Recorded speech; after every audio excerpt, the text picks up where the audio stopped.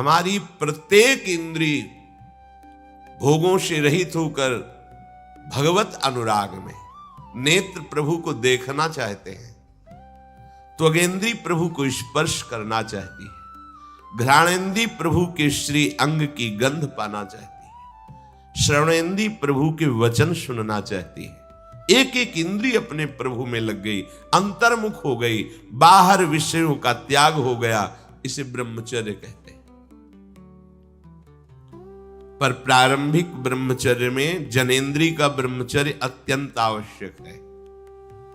यदि जनेन्द्रीय जन्य व्यभिचार दोष से युक्त है तो कदापि उसे भगवत प्राप्ति नहीं हो सकती। शुभ गति व्यभिचारी शुभ गति चाहे असंभव। और भगवत मार्ग में सबसे बड़ा दुश्मन यही व्यभिचार दोष है, काम।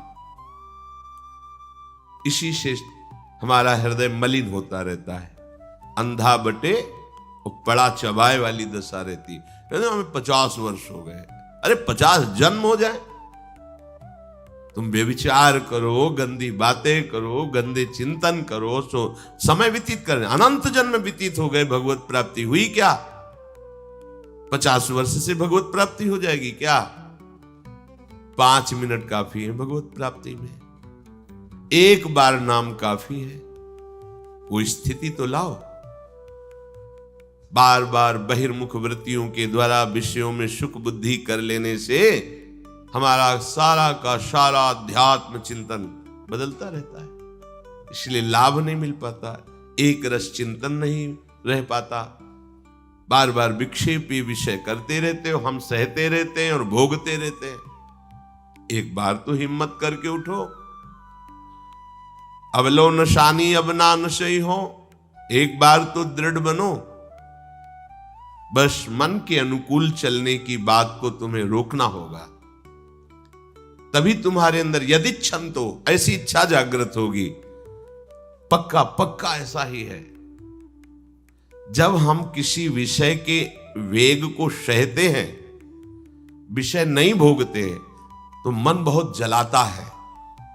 उस जलन में फिर एक ही बात होती है, बस भगवत प्राप्ति हो जाए, झंझट खत्म हो जाए।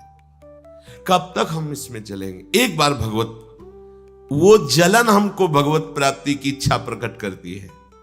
अपने लोग क्या करते हैं, जलन को मिटाने की कोशिश करने लगते हैं, तो भगवत प्राप्ति की इच्छा क्या, भोग प्राप्ति की तृष्णा जागृत हो जाती है। भोगे हुए भोगों को बार बार भोगने की इच्छा का नाम तृष्णा है। बाहर और भीतर से कोई सहयोगी नहीं, जल रहा है उपासक, तब रास्ता निकलता है भगवत प्राप्ति का, तब इच्छा प्रकट होती। अब नहीं, बहुत जल लिया, अब तो केवल प्रियाजू के समीप जाना है, अब तो प्रभु के सानिध्य में रहना है, नहीं इन भोगों की जलन में जलना है।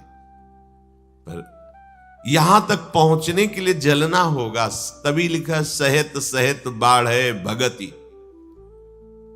तास्तिति क्षस्व भारत, क्योंकि आगमा पाइनो अनित्यास, ये नाशवान काम क्रोधादि तुम्हें प्रेरित करेंगे, तुम इनके वेगों को सह जाओ।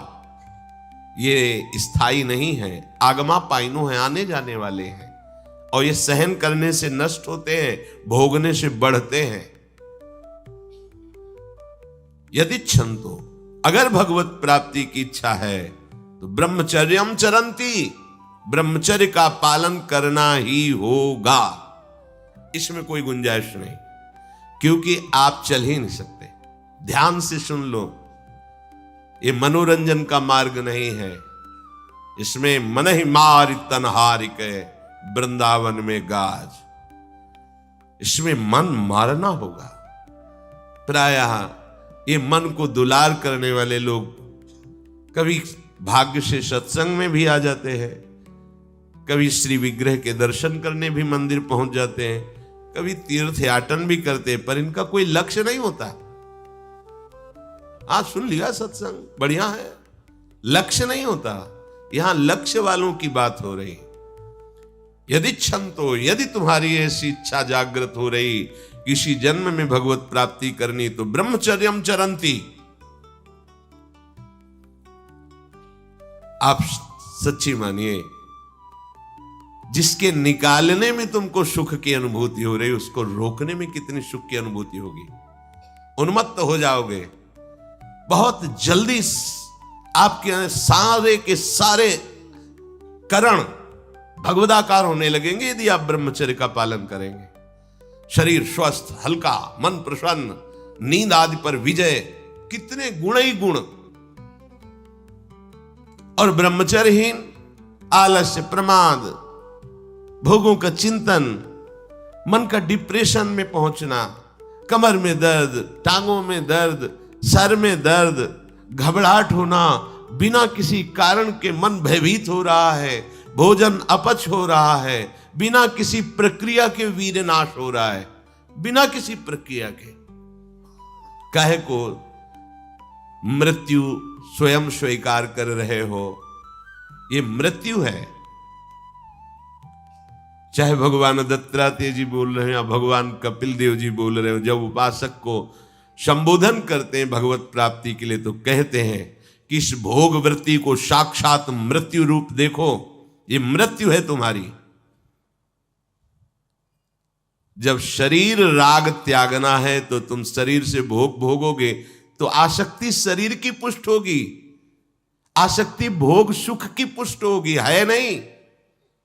कितने दिन शरीर रहेगा, कितने दिन भोग रहेंगे। विचारवान बनो। ब्रह्मचर्यम चरंती, ब्रह्मचर्य का पालन करो। उपासक जो ब्रह्मचारी होता है उसका खिला हुआ चेहरा रहता है, जैसे कमल खिला हुआ, बिना किसी कारण के उसकी मुख मुद्रा में प्रसन्नता होती है। जो ब्रह्मचर्यहीन होता है बुझा हुआ चेहरा होता है, तेजहीन, बिना किसी कारण के वो शोकग्रस्त लगता है। बैठा है, आपको लग रहा है शांत है, लेकिन आप चेहरे को देखो, वो एक शोकग्रस्त है, कुम्हलाया हुआ चेहरा, अशांत चेहरा।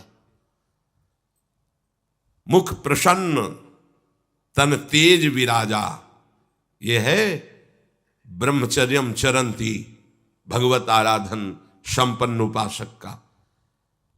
जैसे आग में पैर रखते हुए कोई चले तो कैसे चलेगा, ऐसे ही ब्रह्मचारी की पहचान है। इतनी स्फूर्ति उसके अंदर होती, जैसे आग में चलने वाला पूरा पैर नहीं रख पाएगा, अगला कदम रख देगा क्योंकि ताप लग रहा है, ऐसे उसकी स्फूर्ति होती पैरों में। उसकी आंखें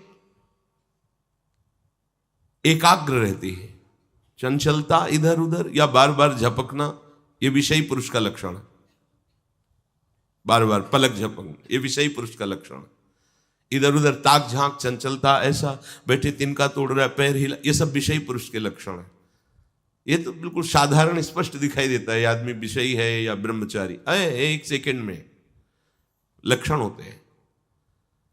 आपको जब भगवत मार्ग का अवसर मिला है तो गृहस्थ हो, संतान हो गई, ब्रह्मचर्य से रहो। नहीं चाहिए संतान तो भ्रूण हत्या, गर्भ हत्या जैसे महापाप करने की क्या जरूरत है। उसी वीर से संतान उत्पन्न होती है जिसको आप नष्ट कर रहे हो, जिसको आप ऐसे पानी में बहा रहे हो, व्यर्थ फेंक रहे हो, तो उसको भ्रूण हत्या का पाप लग रहा है तो तुमको पुण्य लग रहा है, वीरपात कर रहे हो तुम्हें भी वही हत्या लग रही है, क्योंकि उसमें वही जीवात्मा है जो मां के गर्भ में जाके बालक रूप धारण कर लेती है, उसको तुम नष्ट कर रहे हो। पर बुद्धि भ्रष्ट हो गई है, समझ में नहीं आता, व्यर्थ में वीरपात करते हो, व्यर्थ में।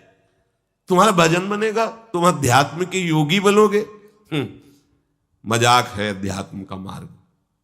होश में हो जाओ, ये मन के दुलार को बंद करो। जब तक इच्छा ही नहीं भगवत प्राप्ति की तो फिर तुम कैसे भगवत प्राप्ति कर पाओगे। भगवत प्राप्ति की इच्छा कैसे होगी जब तुम्हारी इस तरह से निंदनीय वृत्तियां हैं। इंद्रियों को दुलार कर रहे हो, मन को दुलार कर रहे हो, भगवत प्राप्ति चाहते हो, आचरण नीच और चाहते हो उच्च पदवी। सावधान हो जाओ।